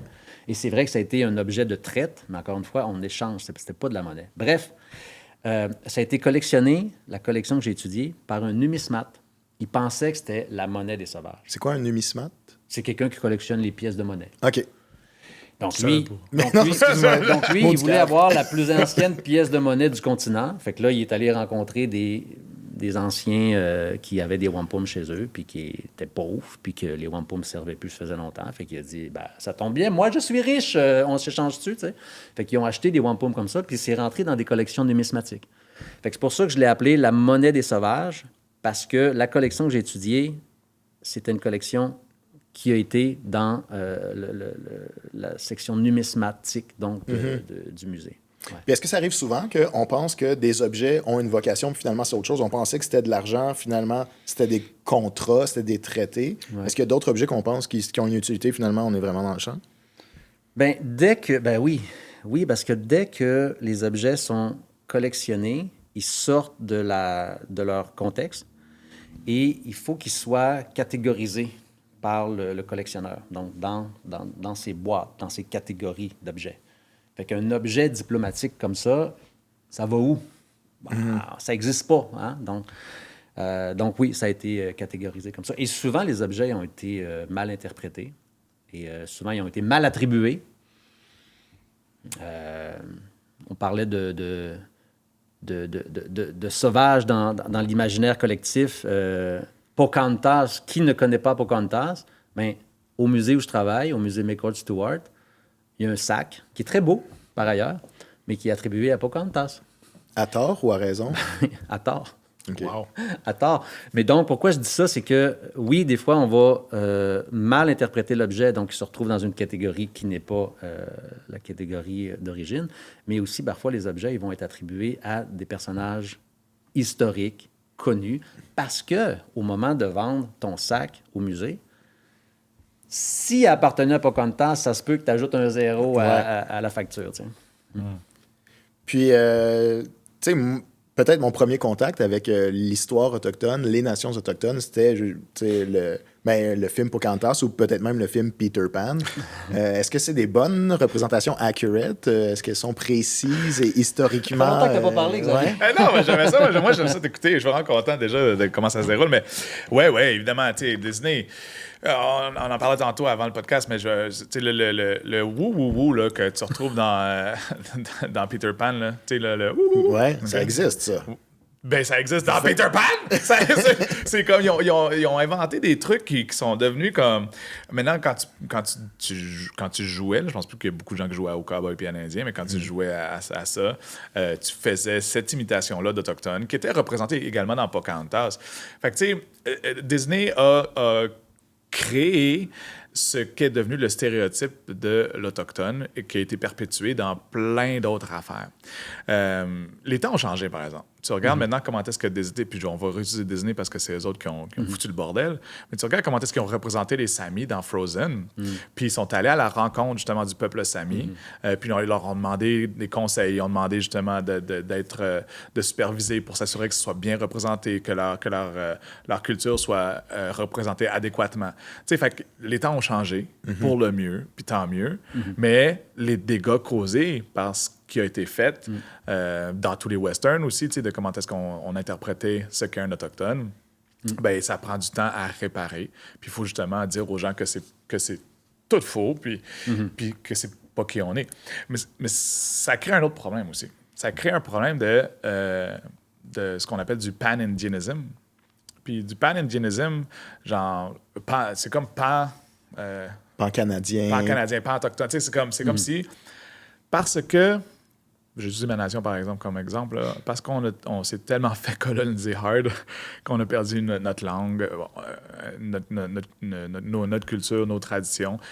On en a gardé beaucoup, là, mais on en a tellement perdu qu'à un moment donné, on a soif de se redéfinir comme Abénaki, puis on regarde ailleurs. On fait comme, OK, ben, c'est quoi être autochtone? Parce qu'on n'a plus ces traditions-là. Tu sais, j'ai vu que les Indiens font des totems. Fait que là, mon grand-oncle est devenu l'un des meilleurs sculpteurs de totems au Québec. Il était vraiment bon, là. Mais à la base, les Abénakis, on n'a jamais fait ça, des totems, tu sais. Fait que tu te dis, OK, on est en train d'essayer d'aller... On s'est tellement fait arracher de qui on est par la violence qu'on va chercher ailleurs des affaires en espérant que ça devienne aussi un peu nous. On se rebricole une identité. Oui, à partir d'autres affaires. Un autre exemple, c'est le Dreamcatcher. Le Dreamcatcher qui est comme le capteur de rêve, qui est comme le symbole universel autochtone, mais en fait, ça appartient à la nation Ojibwe. C'est une nation en particulier. Oui, peut-être qu'il y a des nations autour qui se l'ont adopté, mais c'est tellement rendu l'objet qui nous représente, qui représente les Autochtones, que c'est drôle de penser que maintenant tout le monde le fait. Fait que dans le fond, c'est un peu ça. Je pense que j'ai comme une relation difficile avec le pan-indianism parce que j'en fais, je participe à ça. Dans les powwows, le powwow drum, les Abénakis, nous autres, c'est du hand drum. Mais j'ai fait partie d'un groupe de power drum parce que je veux appartenir, je veux retrouver quelque chose. Puis, tu sais, je reconnais aussi que c'est pas ma nation, c'est pas ma culture à la base, mais est-ce que c'est possible qu'on en fasse un peu la nôtre, puis qu'on soit clément les uns envers les autres parce qu'on a tellement vécu de violence? Je sais pas. Mais, tu sais, je comprends aussi aux nations qui veulent conserver leurs propres affaires. C'est vraiment complexe, je trouve. Ouais, ça, c'est pas simple. Puis, vous, les Abénakis, est-ce que vous avez des wampum? Oui, mais je pense que toi, tu pourrais en parler plus que moi, parce que paraît qu'on en a un, puis que j'ai jamais eu accès parce qu'il est parti dans un autre continent. Ouais. Puis, si je ne me trompe pas, vous l'avez ramené. En fait, le Music Common Chord l'a ramené. Oui, en 2022. Ouais. Oui, en fait, le wampum que les Abénakis ont envoyé à Chartres, je pense, en 1699, je dois dire, et là, je vais être enregistré là-dessus, mais... Selon moi, c'est un des plus beaux wampum au monde. Il est spectaculaire, il est phénoménal. La qualité des perles, la qualité de la finition, l'étendue, il est gigantesque, il est incroyable. Ouais. Mais ça, tu vois, ça en était un don, vraiment, que les Abénakis ont fait à Chartres dans le but de créer une alliance. Donc, on disait que c'est des objets politiques, mais c'est des objets relationnels, dans le fond. Parce que Chartres, la congrégation, ou en tout cas, je ne sais pas comment la nommer, donc c'est une alliance envers une entité religieuse. On n'est pas dans le politique ou dans le inter-nation autochtone. Okay. On est vraiment ailleurs. Mais oui, il est toujours là, le wampum, puis il est extraordinaire. Là, j'avoue, je me sens vraiment, tu sais, je suis là, je veux avoir nos affaires, ils nous l'ont volé. Mais là, c'est finalement comme si mon grand-père, il avait donné, genre, son fauteuil préféré à quelqu'un d'autre, puis, en échange de quelque chose. Puis là, moi, je suis comme, je veux avoir le fauteuil de mon grand-père. Un deal, c'est un deal. Ah, shit, ouais. Donner, c'est donner. Non! Okay, mais là, en 2026, dans une société moderne, ouverte, inclusive et utopique comme la nôtre, ça n'existe plus le racisme envers les Autochtones, right? C'est fini, ça? C'est épouvantable comment est-ce que c'est présent. C'est tellement... Moi, là, je me souviens, on a parlé de la pauvre Joyce Echaquan. Les commentaires qu'on voyait sur les médias sociaux sur Joyce Echaquan, qui non seulement est décédée à l'hôpital, mais Elle se faisait insulter pendant qu'elle décédait. Il a fallu qu'elle se filme pour qu'on la croie. Et les commentaires, c'était... je ne peux pas les répéter, Non, c'est d'une d'une violence inouïe.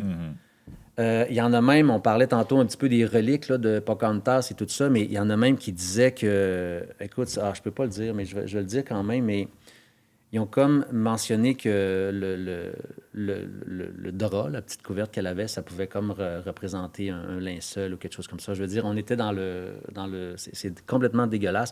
Fait que de voir des commentaires comme ça, récemment, moi, ça me fait dire que non seulement il est présent, le racisme envers les Autochtones, mais il est agressif, il est violent, ouais. Tantôt, on disait que le mot « sauvage » n'existe plus. C'est-à-dire, il n'est plus utilisé couramment pour insulter. Je commence à avoir un doute. Si j'allais... Je le fais pas, hein, la lecture des commentaires, parce que je lis les 7 premiers, mais il y en a 234, tu sais. Mais je peux pas toutes les lire parce que ça fait mal.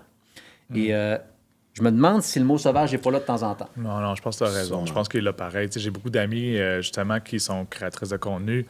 Puis, en tant que créateur de contenu, je reçois 1/8 des insultes que ces femmes-là reçoivent, juste parce que c'est des femmes sur les médias sociaux. Puis, oui, je pense que sauvage est là dans leurs commentaires. Moi, l'affaire, c'est que je bloque plus vite que mon ombre. Là. Je suis pas intéressé à répondre à personne. Fait que, dans le fond, je lis peut-être même pas. Fait que ça se pourrait que ça soit là. Mais c'est ça le problème. C'est ça le problème. Puis la beauté aussi des médias sociaux, ça donne accès à une multitude d'informations, puis de points de vue. Tout le monde peut dire de quoi, mais le problème, c'est que tout le monde peut dire de quoi. Fait que, moi, je préfère voir le côté positif des médias sociaux. J'apprends tous les jours, puis j'essaie d'éduquer aussi à travers mes médias sociaux.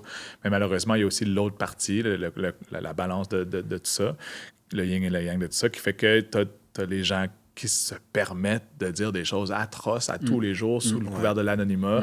Puis même sont rendus tellement déjeunés que c'est même plus sous le couvert de l'anonymat. Tu vas voir quelqu'un là avec... tu vas voir Régent, Tremblay... Non, peut-être pas. En tout cas, tu vas voir quelqu'un genre comme avec son nom, sa face, sa job, puis qui va te lâcher... Photo avec sa famille. Puis les pires insultes.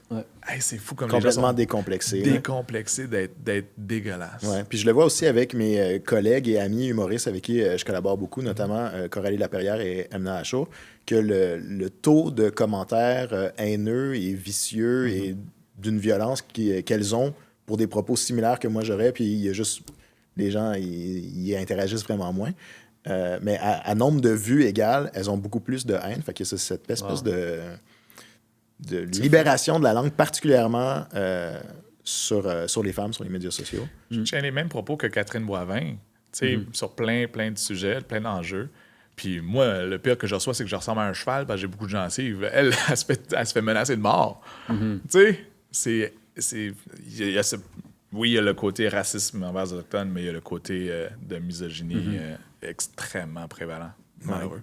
Qui est complètement là. Puis ça ouvre un peu la porte à tout le mouvement qu'il y avait eu il y a quelques années, tristement, et qui continue d'exister, de Missing and Murdered Indigenous Women and Girls, de toutes ces femmes victimes de violences, qui est de l'ordre épidémique et endémique. Là. Puis je regardais... oui, vas-y. Non, puis on parlait de racisme systémique, puis ça en a eu un problème aussi, parce que la police ne prend pas le temps d'aller à la recherche de ces femmes-là. Tu regardes Wab Kinew, qui a été élu... Manitoba, ça se peut-tu? En tout cas, je pense que c'est même Winnipeg. Il a été élu parce que c'était le seul qui a fait la promesse de fouiller le dépotoir de la ville.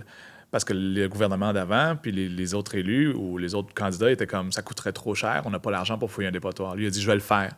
Puis qu'est-ce qu'il a fait? Il s'est fait élire, il a fouillé le dépotoir, puis il a trouvé des corps de femmes autochtones. Tu sais, c'est fou, là, que d'un point de vue, genre, t'es comme « ça coûterait trop cher ». T'es-tu malade? C'est un manque de volonté, tout simplement, un manque d'humanité. Absolument horrible. Si tu penses à... C'est tes concitoyennes. Là, pourquoi ne pas avoir un minimum de volonté de... Parce qu'ils sont femmes puis parce qu'ils sont autochtones. C'est ça la raison. Puis tu sais, les histoires de police qui vont prendre quelqu'un, qui vont l'amener à des kilomètres de la communauté, le drop-off là, puis ils vont dire « arrange-toi pour rentrer ». Reviens à pied. C'est ça. Ça arrive encore, là. C'est pas des... En tout cas.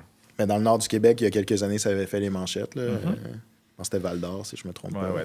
Les policiers dans le coin-là, c'est ça. Après ça, on en a ici aussi à Montréal avec les histoires de cheveux coupés, de scalp. Ça, c'est fou. C'est fou, là. Ramène le scalp à la mode quand Ouais, même. ouais. On pensait que c'était fini, ça. Ah, mais c'est pas les Autochtones qui le font, ce fois-ci. Là. Non, c'est ça. Mais c'est de l'appropriation culturelle. Mais le pire paraît que c'était... Oui, c'est ça! Oui! Mais puis le pire dans l'histoire, l'histoire raconte que c'est même pas les Autochtones qui scalpaient au départ.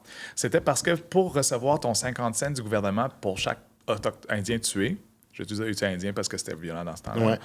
Pour recevoir ton 50 cents par Indien tué, il fallait que tu ramènes une preuve. Puis ramener la tête, c'était trop lourd, fait qu'ils ramenaient les scalps. Fait que c'était les Blancs qui C'était les scalpaient les Autochtones.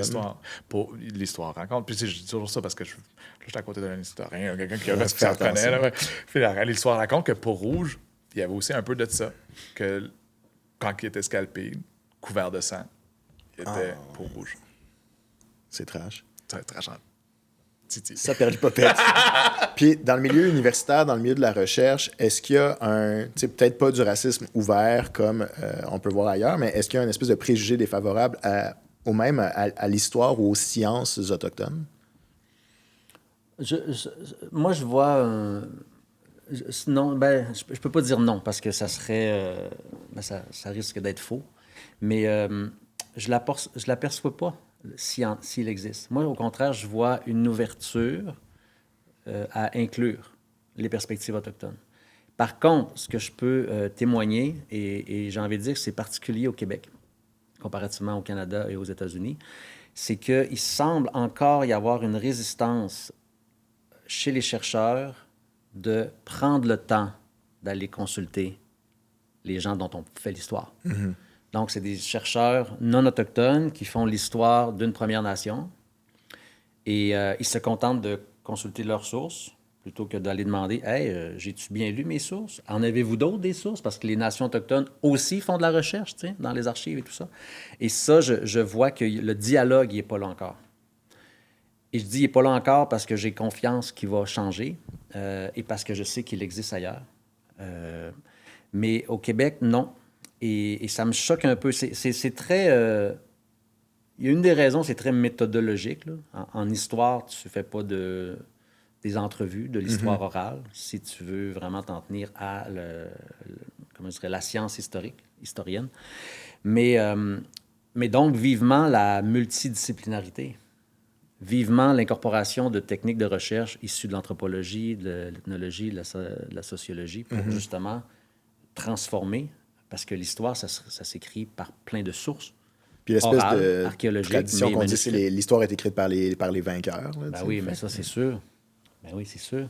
Mais c'est pour ça qu'on en est là aujourd'hui, puis c'est pour ça que tout à l'heure, on mentionnait que le citoyen moyen n'est pas outillé pour comprendre les réalités aujourd'hui. Il a été éduqué par des gens qui voulaient faire en sorte que les Autochtones ne sont plus là. Ils ne sont plus une menace, pour reprendre la pauvre Muriel qu'on cite depuis tantôt, et pour montrer que, voilà, que c'est réglé et que s'ils étaient là, soit ils étaient secondaires au récit principal, ou encore mieux, ils étaient nos ennemis.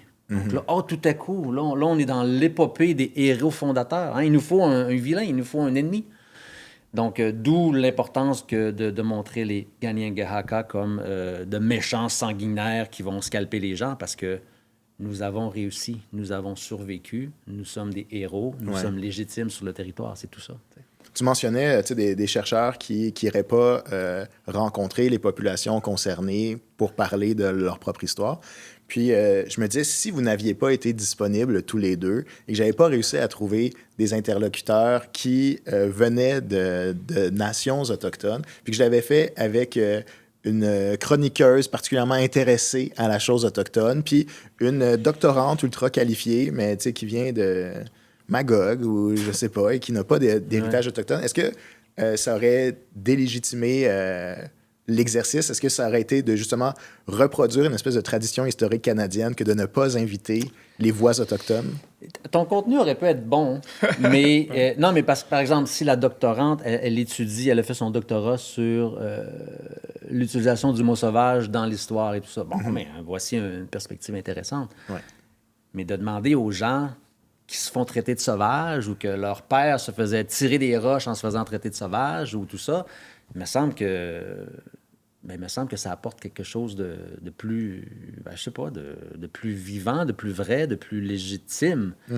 Qu'est-ce que t'en penses? Est-ce Non, qu'une mais- doctorante aurait pu mieux... Mais juste l'exemple que tu as donné est fou, parce que ma mère, à tous les matins, elle allait à l'école, se faisait tirer des roches, puis Ah elle se oui? faisait traiter de sauvage. Ah oui? Tu sais, je veux dire, c'est pas il y a 400 ans, ça, là. C'est vivant, puis c'est ancré en nous, puis c'est des traumatismes intergénérationnels qui perdurent. Tu sais, ton concept, ben, je pense que c'est un peu d'un point de vue comme ironique, mais on sait bien que la réponse est non. Tu sais, comme ça l'aurait délégitimisé d'une certaine façon, puis encore une fois, comme tu as dit, ça aurait pu être intéressant, mais c'est une forme de violence coloniale encore que de ne pas aller chercher la voix des gens qui l'ont vécu.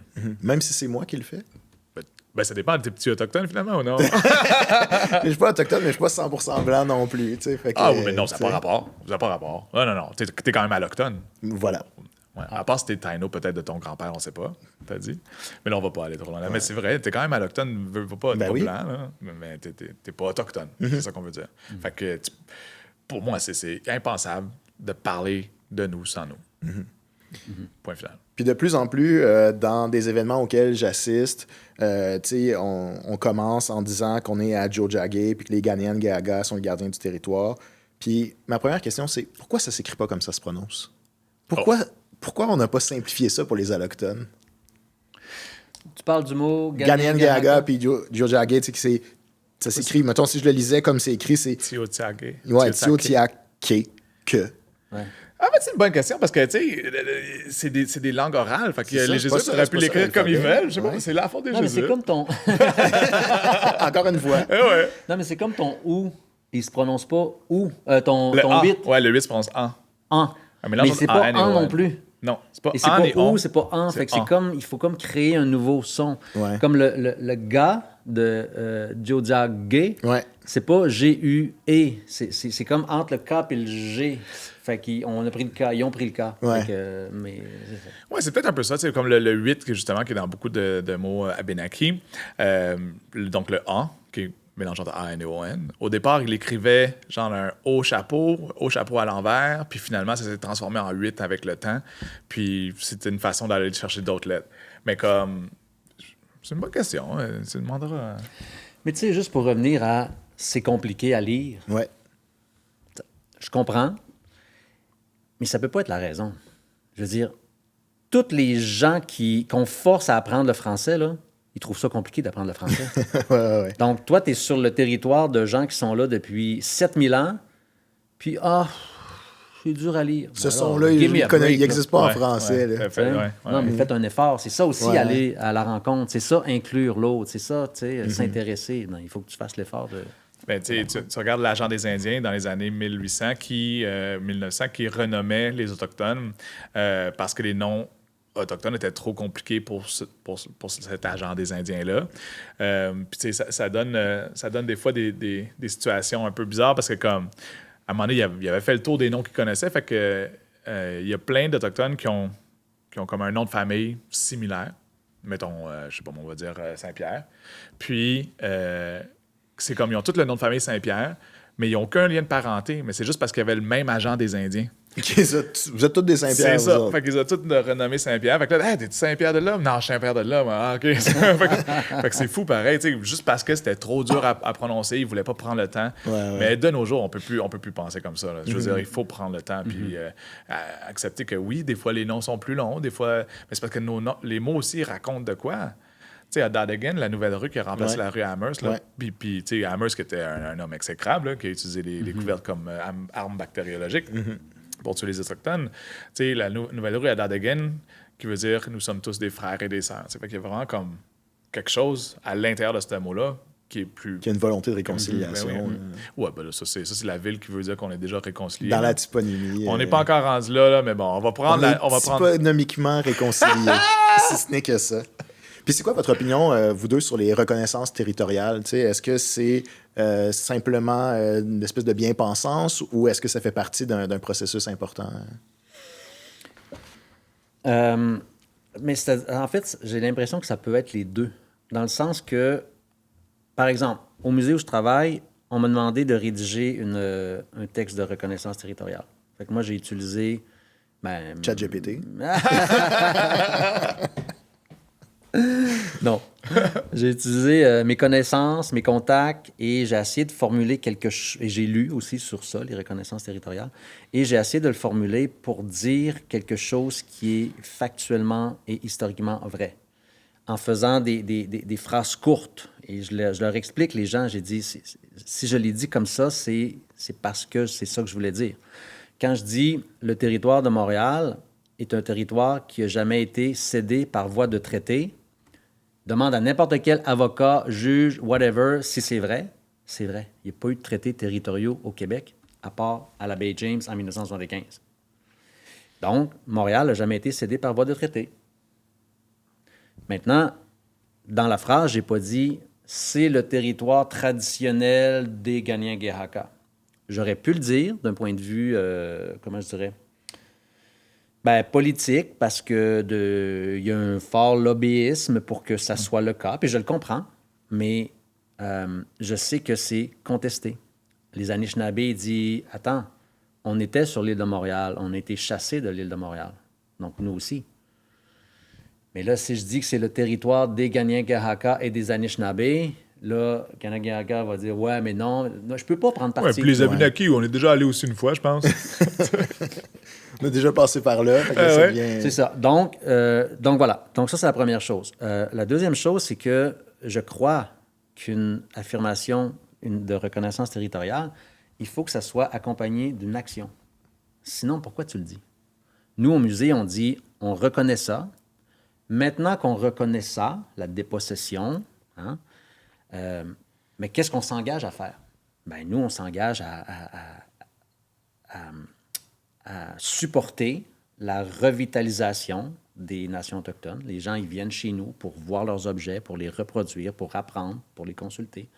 On essaie d'éduquer la population dans le but qu'on se comprenne mieux, qu'on s'accepte mieux. J'ai de la misère avec réconcilier, mais on peut le dire dans ce but-là.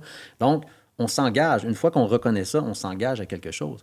Mais j'avoue que quand je suis au cinéma, puis là, on me dit que je suis sur un territoire Mohawk, puis là, commence le film de Walt Disney, Star Wars. Mais je me demande pourquoi vous m'avez dit ça. Parce que ça se peut aussi que l'intention soit bonne, mais ça se peut que ça soit un petit peu opportuniste. Là. Hein, sais-tu, on se permet de cocher, puis on est correct. On est réconcilié, on a dit que c'est un territoire Mohawk. J'adore. Fait que c'est ça, je sais pas. Ouais. Toi, Xavier? Moi, j'ai un 15 minutes dans ma conférence juste là-dessus, fait que je vais essayer de le faire plus short. Mais c'est... moi, je suis très pour les reconnaissances territoriales. Parce que pour moi, tu sais, pour tendre à la réconciliation, c'est plusieurs étapes. Je dis souvent les 3 R, donc reconnaissance, réparation, réconciliation. Puis dans ta reconnaissance, il y a les reconnaissances territoriales, absolument. Puis il faut que tu le vois comme une marche d'un long escalier. D'un très long escalier. Je pense que c'est le T dans le... Je sais pas, moi dans un long escalier. Moi, j'aurais dit long escalier. Une longue escalier? Un long escalier. Un long... Hey, on coupe tout ça au montage. C'est d'un long escalier, puis si tu t'assois sur ta première marche que tu as montée, là, ben t'es pas rendu pantoute où est-ce qu'il faut que tu sois. Fait que fais-en plein d'affaires. Tu l'as dit toi aussi, tu l'as dit justement quand tu as mentionné les autres trucs du musée. Il y a plusieurs marches qui sont montées. Mais mettre dans un contexte, mettons, de cinéma, ben eux autres, c'est ça. Ça a l'air d'être de l'opportunisme, ça soit sur la première marche. Puis un jour, on va y arriver. Mais les gouvernements essaient toujours de passer passer go, puis de récolter l'argent, puis de ne pas faire la partie réparation. Puis ensuite, ben, on a réconciliation. Mais tu sais, ouais, moi, je suis pour les reconnaissances territoriales. Tu regardes, par exemple, le Canadien de Montréal, qui font une reconnaissance territoriale, mais aussi ils ont une journée pour les peuples autochtones. Ils vendent des chandails avec des profits qui sont remis justement à des nations, à des organismes autochtones. Donc, tu sais, c'est des bonnes étapes. Mais après ça, est-ce que c'est parce qu'ils en ont 3, puis là, ils ont-tu arrêté à la 3e marche? T'sais? Faut voir. Faut jamais arrêter. Ou est-ce que c'est un exercice comptable, que c'est comme, on a des crédits d'impôt si on donne à des organismes à but non lucratif? Oh non, tu brises mes rêves. Ouais, j'espère que non. Moi, je suis un grand pessimiste. Mais il y a quelque chose que je pense qu'il faut dire à propos des reconnaissances territoriales, parce que là, on se demande pour ou contre. Fine, c'est un angle d'approche. Mais moi, j'aimerais ça l'approcher de l'autre bord. Pourquoi que ça dérange autant, les reconnaissances territoriales? Pourquoi que les gens ils disent « non, c'est pas vrai ». Pourquoi tu dis pas « ah oui, c'est intéressant, fine, j'accepte ». pourquoi il y a cette réaction, pourquoi il y a cet refus de reconnaître que le territoire est non cédé au Québec? Ouais. Ben moi, je pense que ça cache davantage une incertitude puis une insécurité chez le Québécois et la Québécoise moyenne qui savent qu'ils sont sur un territoire non cédé, donc peut-être qu'ils sont légalement, juridiquement illégitimes. Et qu'est-ce que ça signifie? Ben, je pense que c'est ça que ça fait peur. Bon, il y en a qui vont dire, ben là, on va... En tout cas, on n'embarquera pas sur leur argument parce que my God, ça va me choquer. Mais ce que je veux juste souligner, c'est que peut-être que c'est ça qu'il faudrait qu'on questionne. Pourquoi ça vous dérange tant que ça qu'on affirme que le territoire, c'est un territoire qui n'a jamais été cédé, donc qu'il est un territoire autochtone? C'est peut-être ça la question. Ils ont peur de se le faire, enlever. On s'entend, ça n'arrivera pas. Là. C'est pas à coup de reconnaissance territoriale que Non. Montréal va devenir... Non, mais sans se le faire enlever, juste mieux partager. Hey, tu fais des milliards de profits sur le territoire, puis les Autochtones qui sont là depuis 5000 ans, ils n'ont rien. Ils n'ont pas d'eau potable. Ils n'ont pas d'eau potable. Puis même si tu leur donnais 0,05, ça serait des sous, mais ça serait effrontément pas suffisant. Ouais. Je veux dire, donne-en 50%. Ah non, je sais que ça se fera pas, mais tu vois ce que je veux dire? Voilà. Oui, parce que ça fait longtemps que j'ai cette perspective-là, puis je sais pas si elle est sensationnaliste ou quoi, mais qu'on est dans un climat d'apartheid. Tu sais, il y a différentes classes de citoyens, puis des Autochtones qui vivent dans ce qu'on appelait autrefois des réserves, dans des communautés. Il y en a certaines que c'est le tiers-monde, là, tu sais, que c'est pas du tout semblable à l'équivalent de même des mauvaises villes, tu sais, comme, je sais pas, Saint-Jérôme, Trois-Rivières, je sais pas trop, tu sais, pour ne nommer que celle-là.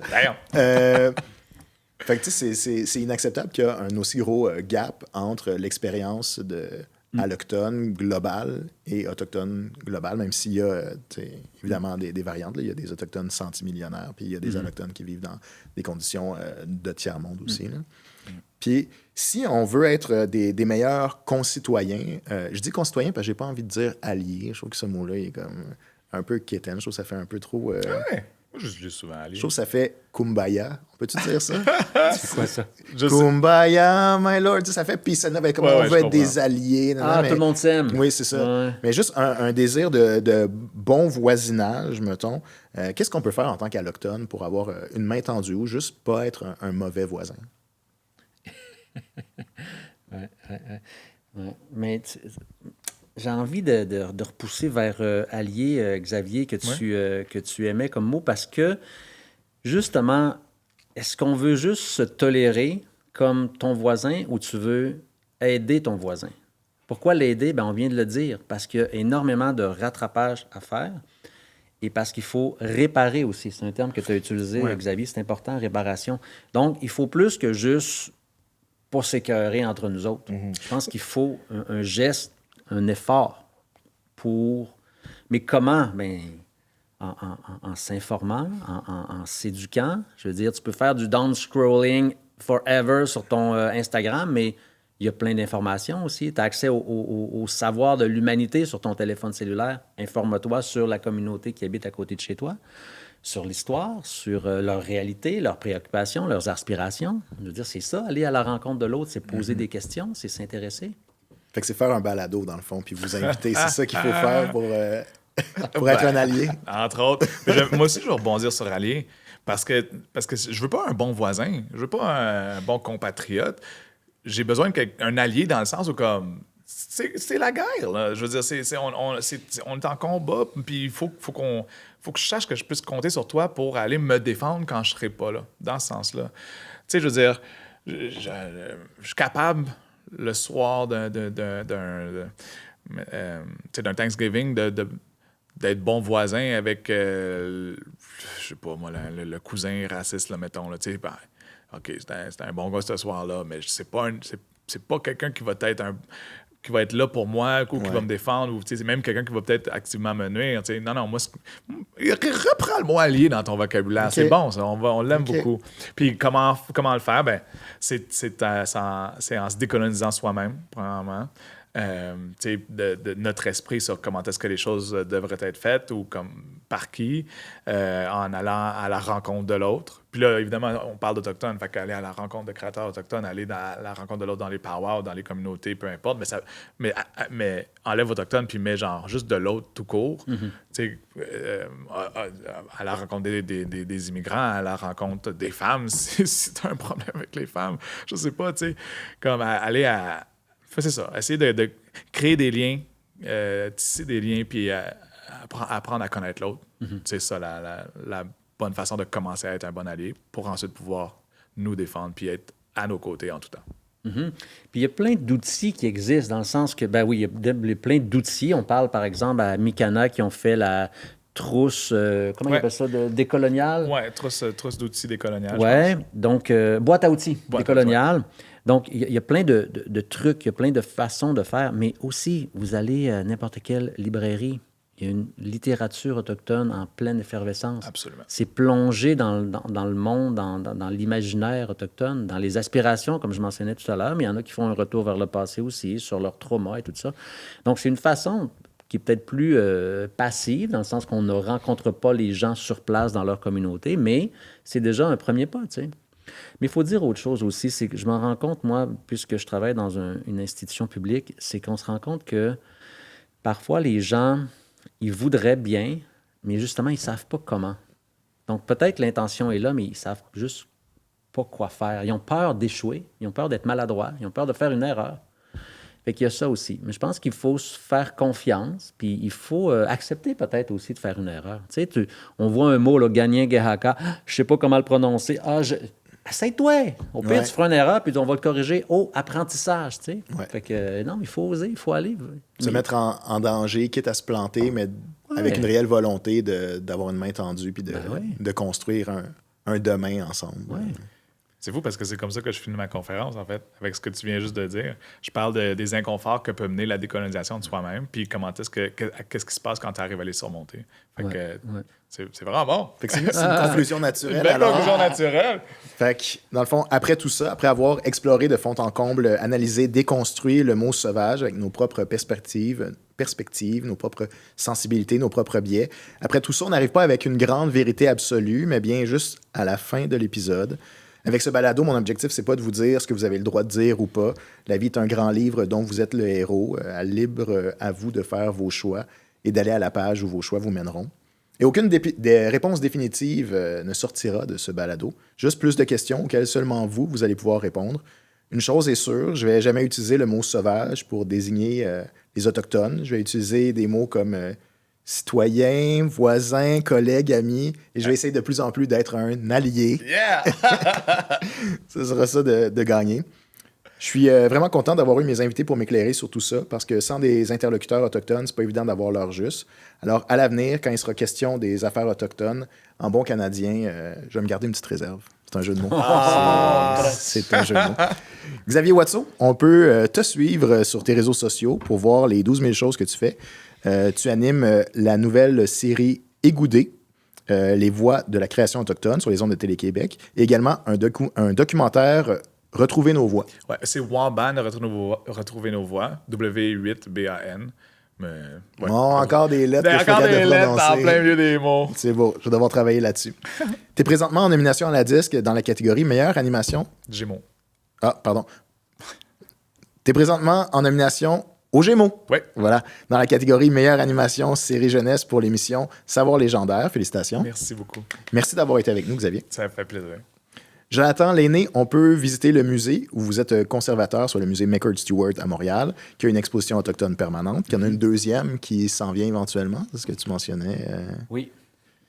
Puis sinon, on peut se procurer votre livre La monnaie des sauvages, les colliers wampum d'hier à aujourd'hui. Merci infiniment d'avoir été avec nous, Ça Jonathan. m'a fait plaisir. Merci de l'invitation. C'est un sujet important à aborder. Merci. Et surtout, merci à vous, chers humains, qui avez écouté l'épisode jusqu'à la fin. J'espère que c'était un joyeux mélange entre divertissant, instructif, lourd et léger. Je vous invite à vous abonner à mon compte Instagram, Xavier Boiron, pour suivre ce que je fais puis être avisé du prochain épisode quand ça va sortir. Le prochain épisode de Ça se dit pas, ça. Parce que c'est pas parce que ça se dit pas qu'on peut pas en parler. Ciao, bye. Ça se dit pas, ça. Nice. Merci. Wow. Ça se dit pas, ça.